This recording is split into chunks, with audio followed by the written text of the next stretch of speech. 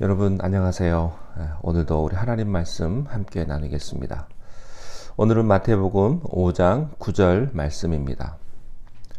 화평케 하는 자는 복이 있나니 그들이 하나님의 아들이라 일컬음을 받을 것이며. 아멘.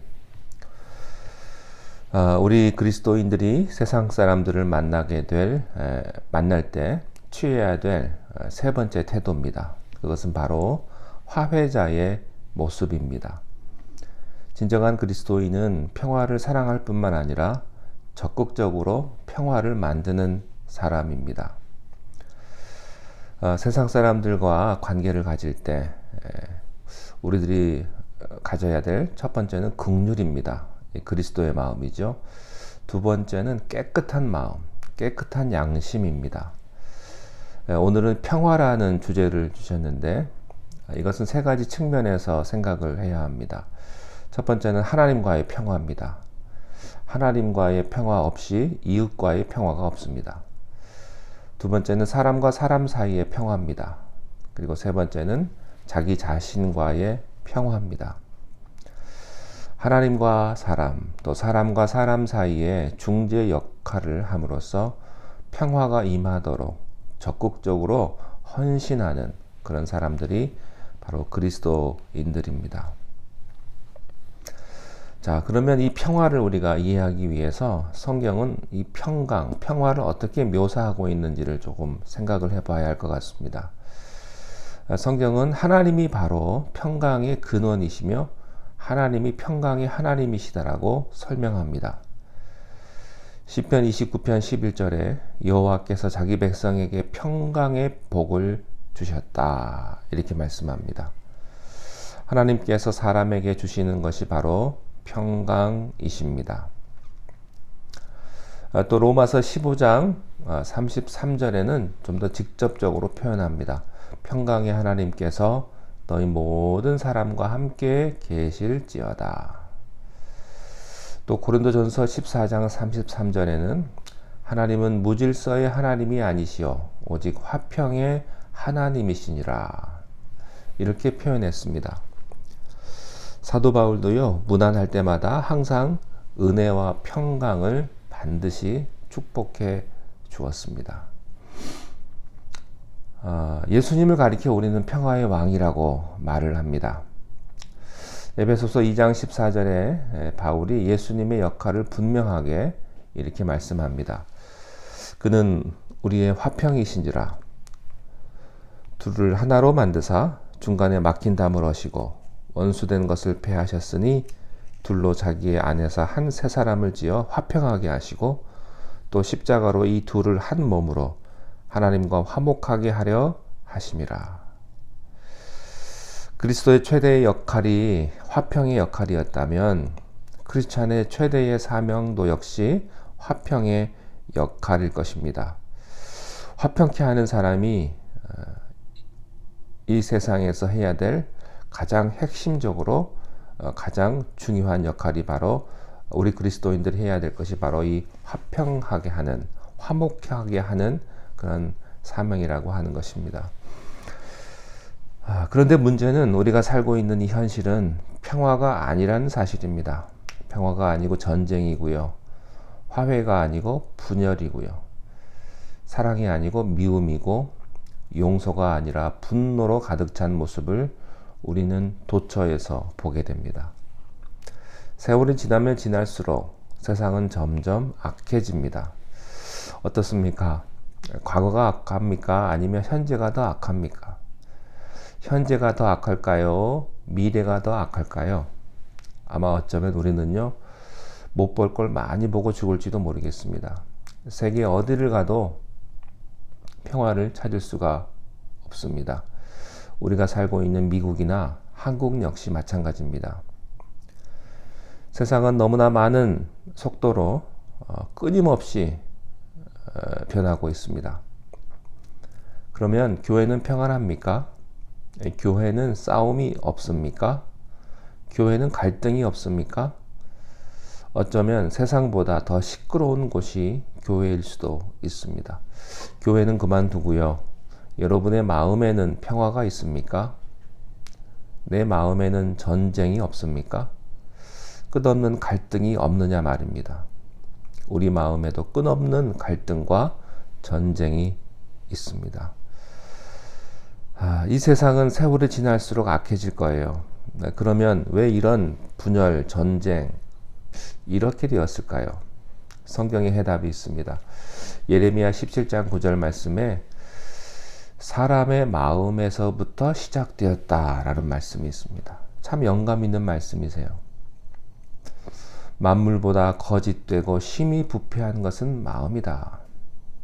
사람의 마음이 사탄에 의해서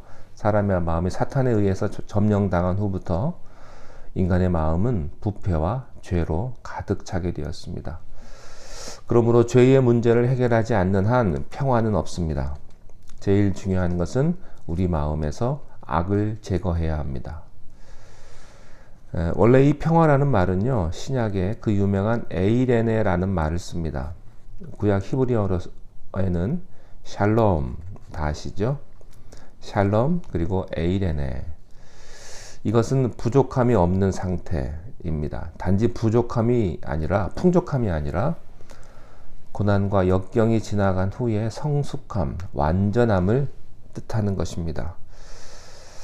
또한 인격적인 관계를 설명할 때도 이 말을 썼습니다. 그래서 히브리 사람들이 샬롬 그럴 때는 하나님의 샬롬이 당신에게 있기를 바랍니다. 그런 뜻이고요. 조금 더 깊은 뜻은 당신을 향한 하나님의 최대의 선이 있기를 바랍니다. 이런 뜻입니다. 그런데 이 평화를 성경에서 살펴보면요, 평화란 번영, 조화 이런 것들을 가져오는 하나님의 의라는 말로 설명할 수 있습니다. 다시 말하면 평화의 정의는 하나님의 의입니다. 평화 속에 하나님의 의가 있습니다. 시편 85편 10절에 긍휼과 진리가 같이 만나고 의와 화평이 서로 입맞추었다 라는 말이 있습니다. 의가 깨지면 평화가 깨집니다. 왜 의와 평화가 같은 말일까요? 의가 깨진 상태가 바로 평화가 깨진 상태입니다. 하나님의 의가 지배되는 곳이 바로 평화가 있는 곳이고요. 평화를 깨는 것은 죄입니다.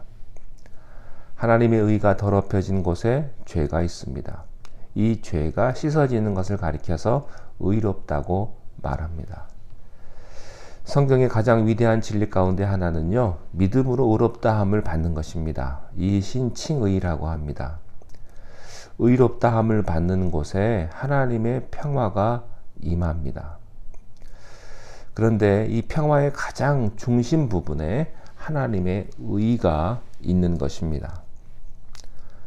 언제나 죄가 있는 곳에는 이기적이고 교만한 자아가 도사리고 있습니다. 이것이 또한 평화를 깨는 원인이기도 하죠. 야고보서 3장 16절에 시기와 다툼이 있는 곳에는 혼란과 모든 악한 일이 있느니라. 평화는 언제 옵니까? 하나님의 의가 통치될 때 오는 것이고요. 하나님의 의가 회복될 때 임하는 것입니다. 죄인이 예수 그리스도로 말미암아 의의 거룩한 옷을 입게 될 때 진정한 평화가 오는 것입니다. 평화라고 하는 것은요, 우리가 생각하는 어떤 조건이 충족된다고 해서 임하지 않습니다. 평화는 의가 충족되어야 오는 것입니다. 이것을 로마서 5장 1절에서 이렇게 설명을 했습니다. 그러므로 우리가 믿음으로 의롭다 하심을 얻었은즉 우리 주 예수 그리스도로 말미암아 하나님으로 더불어 화평을 누리자. 이 말이요, 그 유명한 빌리 그레엄이 말한 Peace with God, 하나님으로 더불어 화평을 누리자 하는 것입니다. 그 비결은 예수 그리스도로 말미암아 의롭게 되었으니 하나님과 더불어 화평을 누리는 것입니다. 그러므로 어떤 사람들이 설명하는 것처럼 단순히 그저 초가집이 있고 시냇물이 흐르고 비둘기가 있는 그런 아름다운 풍경과 같은 그런 전원 풍경이 결코 아닙니다. 어떤 사람이 그림을 하나 그렸는데요. 그 그림의 주제가 평화입니다. peace. 그런데 그 그림 보니까요.